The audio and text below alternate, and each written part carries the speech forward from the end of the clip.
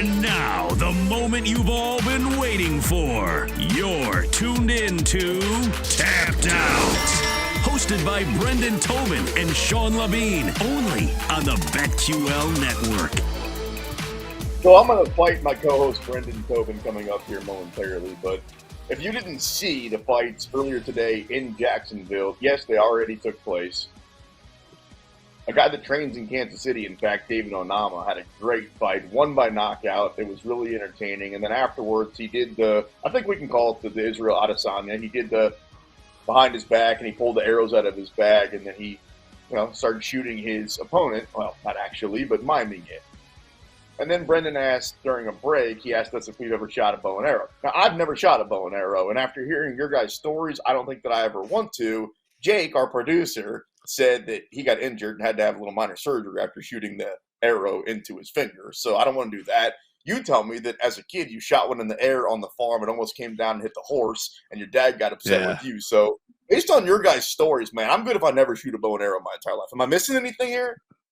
Listen, I was not a kid that got into a lot of trouble. Man, my dad was mad at me for that because, in his defense, he's like, "Listen, I just set you over this barn with a bunch of bales of hay and targets you could hit. Why did you feel the need to do that?" And it's like you get to a point as a kid, you're just like, I want to see how far it could go in the air. I mean, in fairness to me, it didn't hit the horse. It's not like So, I mean, I don't know what he got so mad about. I can tell just as an adult that you must have just been such a pain as a kid. Because I deal with you all the time as a grown-ass man. I can't imagine what you were like back then on the farm. All right, are you going to fight me if I say, I love the PFL, but even for a guy like me, and I'm not the brightest star in this guy, the scoring system's a little bit confusing. Yeah, I'm with you. I'm not going to fight you on that. PFL's got some weird stuff too, but I appreciate it. Look, they do some weird stuff like ref cam, and that gave us like the good view last night of C's wheel kick knockout. So that's cool. Smart cage. Like they're doing some interesting stuff, but I am with you. Yes. The whole regular season, the point system, it could be a little bit squirrely, and then they just make up rules. Like, if two friends don't fight to our satisfaction, we just cancel the results. You're not allowed to have that win. And I'm just like, what? I haven't seen anything like that since like bare knuckle, where like the guy came in and he just took away their purses because he didn't like the fight. Jake, give me these dudes' names. So if you weren't watching PFL last night, and I get it, it's Friday night, maybe you've got a life. I was watching PFL. I was betting on it. And then these guys come out and they tell me that they're best friends, right? They've always been best of friends for a long time, and they're going to come out there and fight each other. And they did come out, but they didn't really fight each other. What ultimately, so it was what, Nate, how do I even say that guy's last name? Is it Schultz versus Manifo? Anyway. Haush Manfio. Him, I know. He's an American Top Team. He won the million a couple years ago. I've interviewed him before. So yeah, like he kind of knows the whole deal. What ultimately happened? What did they do about the whole thing? The non-fighting. The people were pissed about it, and then like they came out today and they said they're both out of the tournament. They're both out of the results. So I think Schultz won, but he didn't get to advance. Weird. Jake? Yeah, so I do media for PFL, so I spoke to both of these guys. Okay. And tell us what's up. Natan Schulte and Raush Manifau. Good friends. They are godfathers to each other's children, have known each other since college. They didn't want to fight. They thought it was weird matchmaking, but they're fighters. They're game. They're going to fight. And a lot of people said, it's kind of like a glorified sparring match, whatever. But Natan Schulte was second place in the tournament, could have been in first place, and to have it all ripped from him just so Shane Burgos can get in, fishy stuff, man. Wow. So that's the end result, is now Burgos is in the PFL playoffs? He's in the playoffs, and they're both out. That does smell a little funny. It does smell a little weird, funny. dude. I'll give you that. Although, maybe this is exactly why Marab doesn't want to fight Aljo, because he's like, all right, here, we got two options. We either don't fight, or you put me in the octagon, I tell you I don't want to do it, and that's the result you're going to get. I've told you many times on this show, I've beat up plenty of my friends over the years, and they beat me up too. Sometimes it happens. Yeah, I mean, that being said, like Manfio was at a point where it's like, hey, this guy was, nearly done with fighting. And then he wins $1 million. It's like, you got to just throw that opportunity away. Like, you've already done it once. It's very strange. I don't know. Weird. Very strange. Very strange. We talked with Clint McClain of the Die Hard MMA podcast in our first hour. If you missed it, check out the podcast. I was a little bit surprised how much conviction, like he sounded sure when I asked him the question, is Conor going to fight Chandler? He said he doesn't think it's going to happen. At this point, and maybe it's because he sounded so convincing, I don't think it's going to happen either. You going to fight me? I think it will happen. I just don't know when. I think that if you told me, will Michael Chandler take a fight before the end of the year, that's not Conor, definitely could see that happening. That could screw everything up, though. That could really screw the pooch. Like, if he does that, and if he was to lose, especially lose in embarrassing fashion, Conor just has – what I'm telling you is Michael Chandler was the chosen one. We did a whole segment one time where we listed, like, 13 guys that he could come out and fight, right? Whether it was going to be Poirier or Gaethje or whether it was going to be Nate Diaz. Like, we just kept throwing names out there. Ultimately, Michael Chandler was the one that got the golden ticket. He better hang on to that thing. I understand what you're saying, and then like people have been in this Dustin Poirier was in this conundrum, right? Like he had to choose the Conor fight over the title fight at one point, right? So I get you, but the thing with Chandler is like I don't know, man. It almost feels like, does it feel to you like the steam is off this? Maybe I'll feel different when the fight's actually announced, but even like the Ultimate Fighter, I'm just like, Conor hasn't won a week yet. There was this crazy video this week. I only saw the clip of it. I didn't watch the episode, but like. He brought Wonder Boy in to guest coach and then was basically just going to dip and let Wonder Boy coach. And Wonder Boy had to trick him with his niceness to make him come back and do it because he looked very hungover. I don't know, man. The whole Conor thing, like you said, he's obviously going through a lot. It doesn't feel like he has any interest or need in fighting anymore. It feels like he has a lot of stuff to promote, like this pain spray or his proper 12. And so, knowing that you're possibly going to come back to the cage or teasing that's always good. Controversy keeps you in the headlines, but I don't know. It doesn't. If I'm Michael Chandler, I don't know if I want to have my career just riding on, hey, will he ever come? Because what if he doesn't come back, Sean? Then what? You're just out of the octagon for a year and a half? That's the thing. And I'm a tinfoil hat guy, so I'll just throw this out there. And the more you were talking, the more I was kind of thinking about this, actually.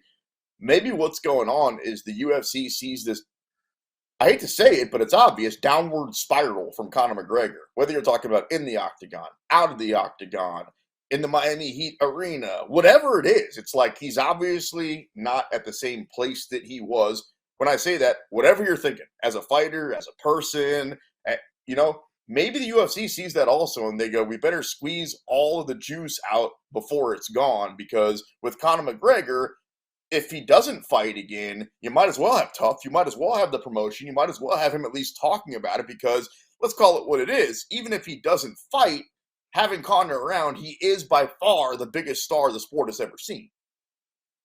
Yeah, look, even if you told me Conor's going to do one last fight and I thought it was going to be a disaster, I would tune in just to see what that looks like. It is what I think. So yeah, I'm with you. I don't think that they're protecting Conor for any reason. I genuinely just don't think we know that he's totally ready to fight or feels 100%. Look at Chris Weidman. Chris Weidman suffered basically the same injury, and he had an extra year before he decided to come back. So look, if Conor's not ready to come back, that's totally fine. He had a bad injury that nobody's really come back from and looked themselves. He already wasn't looking like himself. He looks hulked out of his mind. He looks like he is enjoying life really hard outside the cage. Yes. So I don't know, man. It doesn't feel very much like he's coming back anytime soon. Do you think people would still bet on him the same way if he does? It's the BetQL network, so we might as well talk about that. If he comes back and he's Conor McGregor, so let's say he's a slight favorite and you're going to get some public money on him, but don't you think there are some sharps out there that go, hell no, I'm not putting any money on this dude? Yeah, I think the more that I've seen his behavior outside the cage, the less I was thinking about, like, hey, he's coming back, I'll bet on Conor McGregor. But the more I've seen this, the more I've been like, there's no way I'm betting on this guy based on how he's behaved, the way he's looked a little disengaged. Like, I guess there was some footage of him this week sparring with Dylan Dennis, his old friend. So he's back hanging out with him. But I don't know, man. It's all very, very strange stuff right now. How do you even put odds out the next time Conor McGregor steps into the octagon? Because of all the outside the octagon stuff, all the time away. As you point out, even before he twisted his ankle versus Dustin Poirier, it wasn't looking great. Some people thought that it was a 10-8 round before, so it's like, dude, if anybody says that they know what Conor McGregor is going to look like, not Hulk, I'm talking about fighting. If they say they know what he's going to look like when he comes back as a fighter, I call that person a liar. All right, let's move on. But there is another rumor. Ronda Rousey. And John Anik chimed in on this. He said that if Ronda Rousey was to come back right away, she should not get an immediate title fight. I disagree. I think if Ronda Rousey, for whatever reason, was to come back right away, she absolutely, unequivocally deserves a title fight. You going to fight me? Not now in this situation, because who should she like? It's a 135 division that, yeah, it feels like it needs a new face anyway. So why not just go with the most famous face? Yeah, I don't know who the good option. If you told me that Amanda was still champ, and I'd be like, oh well, I saw how that went. That we probably shouldn't do that again. Then I agree with John. But no, if you're telling me she's coming back, that she wouldn't get a title shot right away, I would be very, very surprised by that. That's really a rumor that she's coming back. I haven't even heard that this week. Yeah, it's kind of floating out there. She was interviewed about it. She didn't completely shut it down. And then Anik was asked about it. So I don't think it really has any legs, but it was just interesting to think that Anik had an opinion about it, that she shouldn't get a title fight, because you and I talk about it all the time. Like, whatever you think about her as a person, or even as like a wrestler or as an MMA fighter, entertaining, and when she was at her peak, as important for female combat sports as anybody's ever been in the history of the world. And to me, it's like, yep, that's enough. You get the title fight right away, because all that's... And let's not pretend like we haven't done that for other people. Dude, Henry Cejudo just got a shot at the belt. Yeah, totally true. Henry Cejudo got a shot at the belt. I mean, he did leave as champion, so I guess you could say that's a little different. Touche. But GSP came back. He got a title shot. A lot of people thought he lost his last fight to Johnny Hendricks.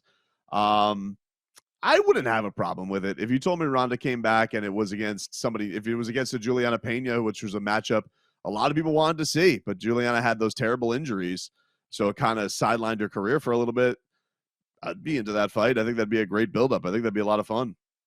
Speaking of championship belts, when we get Jamal Hill versus Yuri Prohaska, I think I'm going to bet on Jamal Hill. Yuri is awful scary, but maybe we've underrated Jamal Hill along this run. You going to fight me? No, you make a lot of sense today, man. I don't like this segment today. You know, like, I mean, I like your topics. I just feel like we're on the same page on a lot of stuff. I know, man. Sweet Dreams is dangerous. The thing that there's a couple things that worry me with Yuri. One of them also being that he's coming back from a devastating injury. You know, like, he is, got a shoulder thing. He's a devastating striker. A lot of the times, here's the thing that's tough with MMA. A lot of the times when something like this, when you get an injury like shoulder in boxing, a lot of the times you will come back and you will have a tune-up fight. Canelo has done this with his last fight. Keith Thurman has done this after having shoulder surgery. You will get a fight to this. They call it a tune-up fight. And for Yuri to have to go from this incredibly tough championship win to this big-time shoulder injury to then, hey, you got to take on Jamal Hill to defend or to fight for the belt again. There's no breaks. There's no tuning things up. There's no... That's a tough ask. It's not easy. I'm not saying he can't do it, but it would worry me a little bit. And not to mention, I do think that as dazzling as Yuri's UFC run has been, and he's been shot out like a cannon, Jamal Hill is really, really, really good, and it's a tough guy to beat. Jamal Hill underrated. We agree with that. You gonna fight me if I say Hamzat? Now that I think about it, maybe a little bit overrated. I'll fight you on that. I don't think he's overrated. I just think the thing that's annoying about it is, like, when is he? Who is he? What weight is he fighting? I just want to know where he's going, because, like, for a guy whose popularity was built off of, I'm going to fight 3 times in 4 weeks and Fight Island. I'm the king of Fight Island. Where the hell you been, dude? Like, where is Hamzat? I want to know. I'm fascinated by him. I think he is damn good.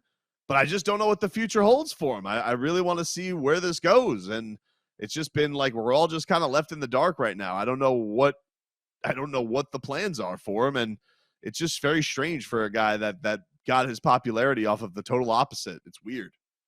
I think I know where he is. Do you think he might be in Hamzat land? We got to get there, dude. We have got He's got to like get a there mustache with a top hat. Brendan Tobin, Sports Machine, Sean Levine. Coming up next, we talk a little bit more fighting. We try to make a little bit more money. You're locked into the BetQL network.